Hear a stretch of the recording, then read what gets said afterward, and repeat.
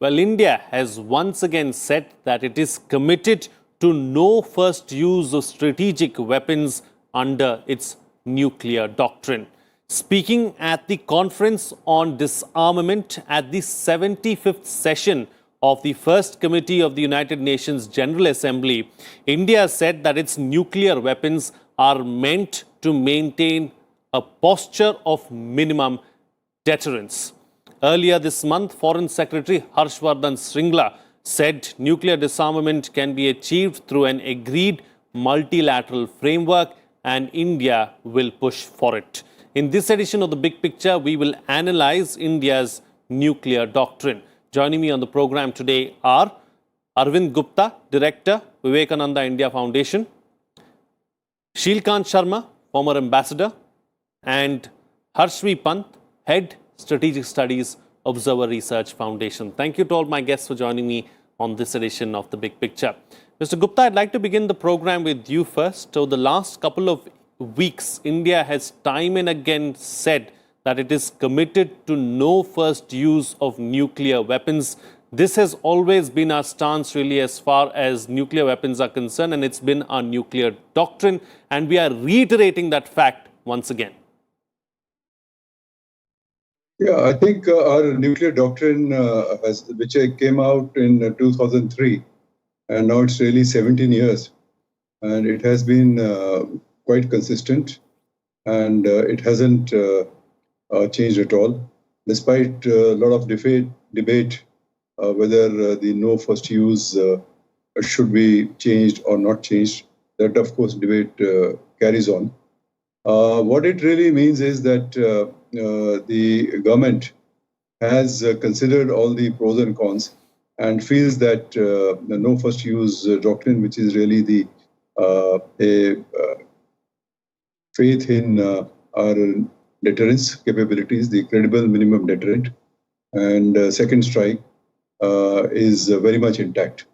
And it is good that it has been reiterated at the UN, and earlier it has also been clarified at the Lok Sabha when there was a lot of discussion whether India is considering a revision. So this sends out a fairly strong signal that we are quite confident of our credible minimum deterrent, and we are in a position to deal with the threats. Of course, having said that, the fact also remains that the nuclear environment and the security environment in the world has changed quite dramatically and is becoming, in fact, worse. But the government would have considered all these factors and reiterated the faith in no first use, because that would be keeping in mind the necessity of giving a reassuring signal about stability, nuclear stability in the region. Absolutely, absolutely. Talking about nuclear stability in the region, Ambassador, over the last couple of years, we've seen, living in this neighborhood, there have been several threats. Despite those threats, India has not, bitten the bullet. Like the previous speaker has already said, Mr. Gupta has suggested that we are very confident, really, as far as our deterrence capabilities are concerned, and we don't have to worry about any of these aspects. Despite all these threats, we have still maintained our stance as far as nuclear weapons are concerned. When we transition to being a nuclear weapon state, that was actually meant to deal with these threats of coercion and blackmail, and we made sure that we are a nuclear weapon state and we can have assured retaliation.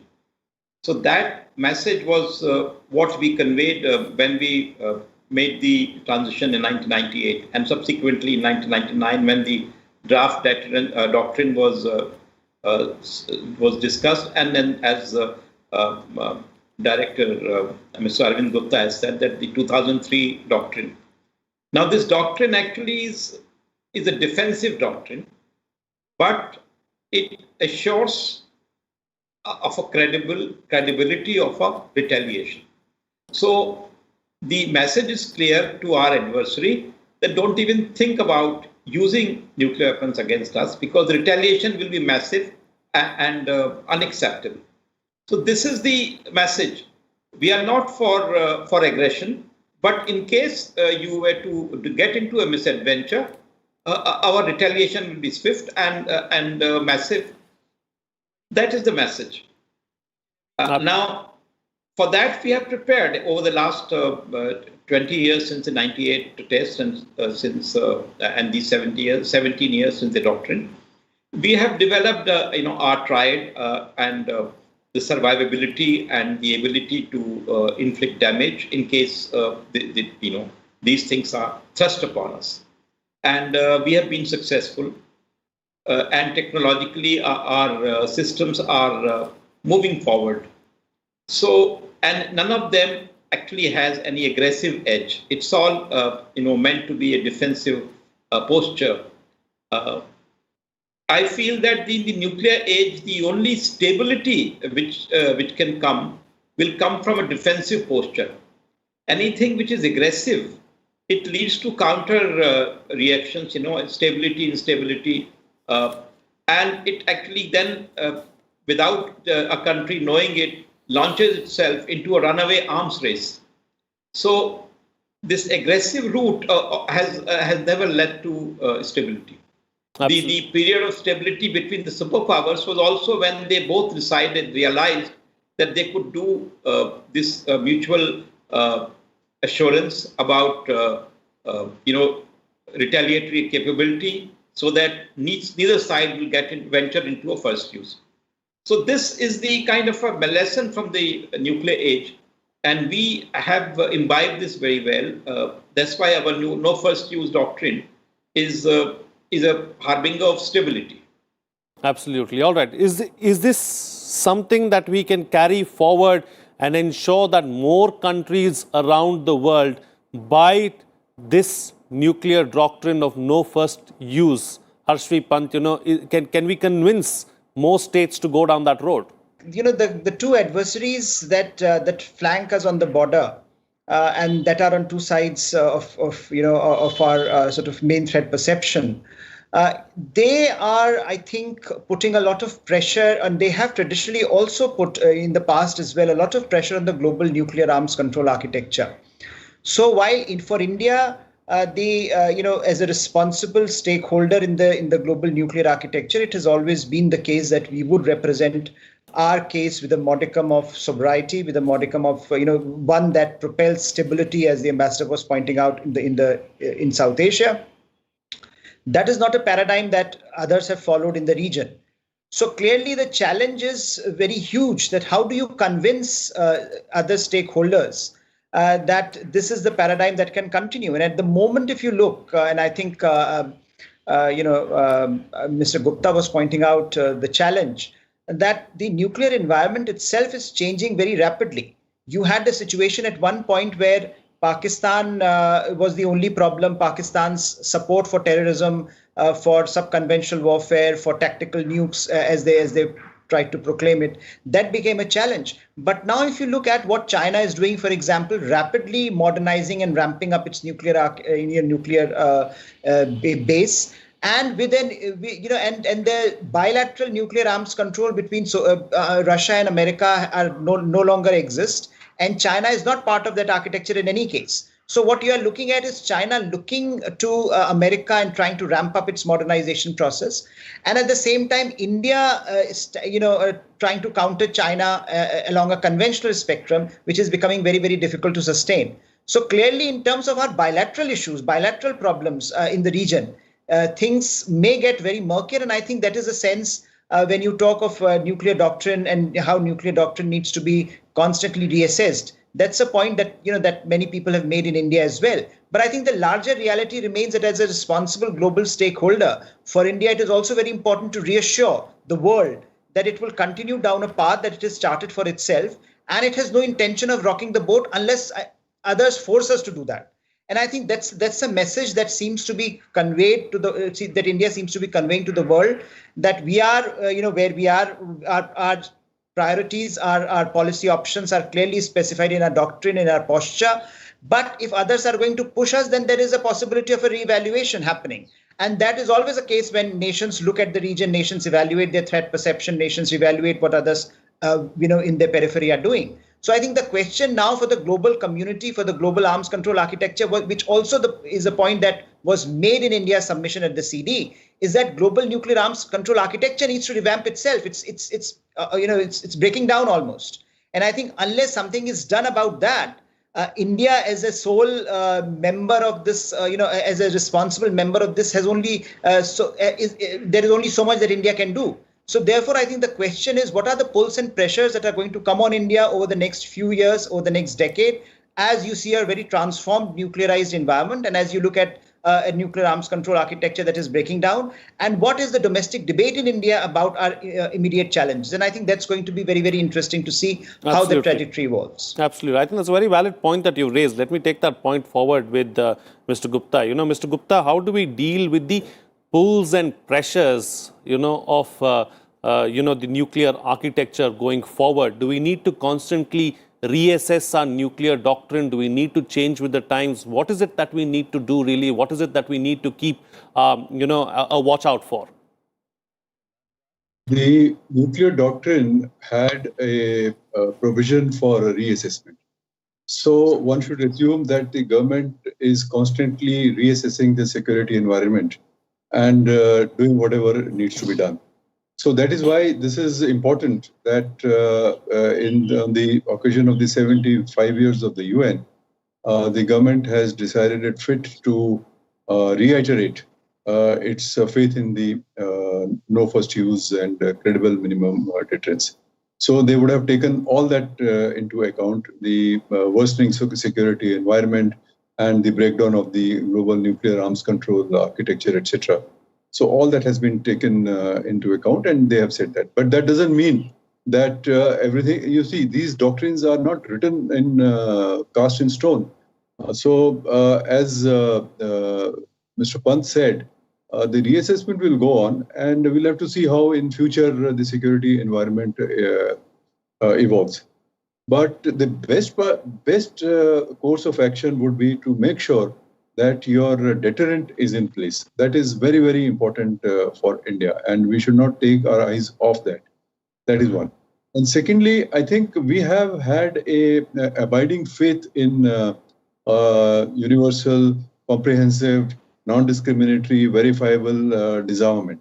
Now, that dialogue should also come back, and I think India, by its stature, by its impeccable record on non-proliferation, by its faith in nuclear disarmament, I think should continue to press for the global discourse on a nuclear weapon convention, global no first use, and many other initiatives and suggestions that we have made over the years. For instance, in 2006, we had given a working paper in all our initiatives were spelled out. So I think the dialogue on these aspects is also essential. So we should not neglect that part as well. So it's a two-track approach that we should adopt. Continue to improve your credible minimum deterrent. At the same time, also press for a meaningful global discourse on nuclear disarmament. Absolutely. All right. So talking about nuclear disarmament, Ambassador, this is something that the Foreign Secretary also very recently, earlier this month, spoke about, that how, we need a multilateral framework really as if we have to address this particular issue. Do you see a consensus on this particular issue? How do we achieve this? Ours is the only doctrine among those of the nuclear weapon states which actually puts such, pursuit of nuclear disarmament, multilateral nuclear disarmament, verifiable and non-discriminatory, as a part of our doctrine, which implies that though we have moved into being a nuclear weapon state, we feel that complete security is only even elimination of nuclear weapons, So that is our emphasis. And the statement made by the Foreign Secretary actually recalls the 1978 special session of General Assembly on disarmament. It is a landmark session where there was a consensus to move towards elimination of nuclear weapons, and for prevention of nuclear war. That document, that final document of the SSOD1 is a landmark document. And India, again, reiterated commitment to that document. The important thing that is before the multilateral system today is that those who believe that they can somehow or the other manage the nuclear age, they are now coming to naught, because the arms control structure which they tried to create has foundered now, and both Russia and the US are walking back from it. The only thing which is remaining is the New START treaty, and if they give it up, it will be really a very damning state.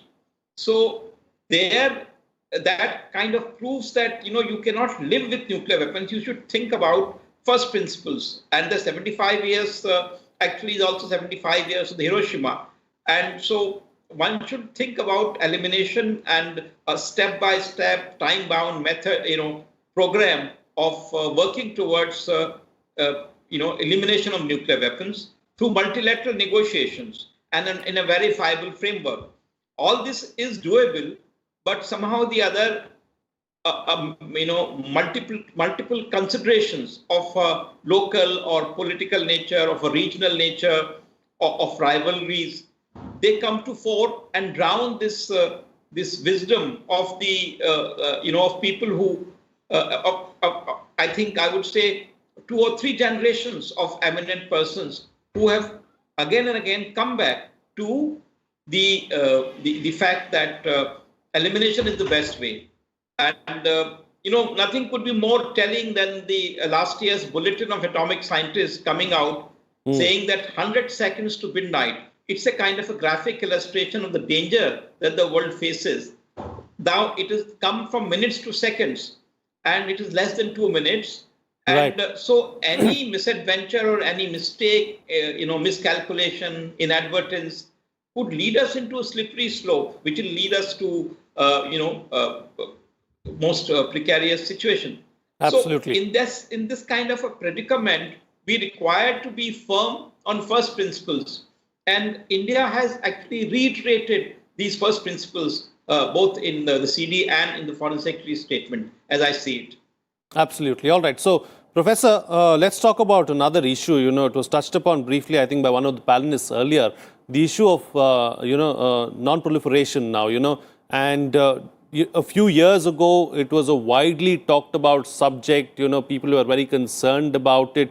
Does it continue to be a problem even today? Yes, absolutely. And I think, Frank, the two issues, universal disarmament and in some ways non-proliferation issue are also interlinked. So what seems to be happening is that increasingly, as you find geopolitical contestation increasing among major powers, the appetite for any kind of strict non-proliferation or arms control measures, or even the idea that non-proliferation somehow needs to be looked at as a multilateral problem, that seems to be diminishing. And that presents its own set of challenges. If you have countries which are so tied up in great power politics, if you have the dimensions that US-China relationship has taken recently, takes them in a direction that is almost like the Cold War, then the challenge for non-proliferation and arms control would be very similar to what it was during the Cold War. That by and large, the focus will be on how US and China come to terms with each other. And that's exactly what Americans have been trying to do by dismantling the arms control architecture with the Russians, by claiming or arguing that China is not part of this architecture. Therefore, what's the point of this architecture? So once once the major powers decide to take their eyes off the ball and concentrate on their internecine relationship or this great power competition, then I think the challenge becomes even more acute. That what happens to issues like North Korea and Iran? We have seen what has happened in the case of North Korea, and we know how the dismantling of JCPOA meant for Iran and Iranian nuclear program. So clearly, the challenge is that for the international community as such, how do you put pressure on major powers? Because unless they are on board, I'm afraid we are not going to get a credible, verifiable nuclear arms control or a nuclear regime of verifiable nuclear disarmament. And I think that challenge remains as acute today as it was perhaps earlier. And the larger context today in which we are talking about disarmament and non-proliferation is also a context in which multilateralism is breaking down across the board.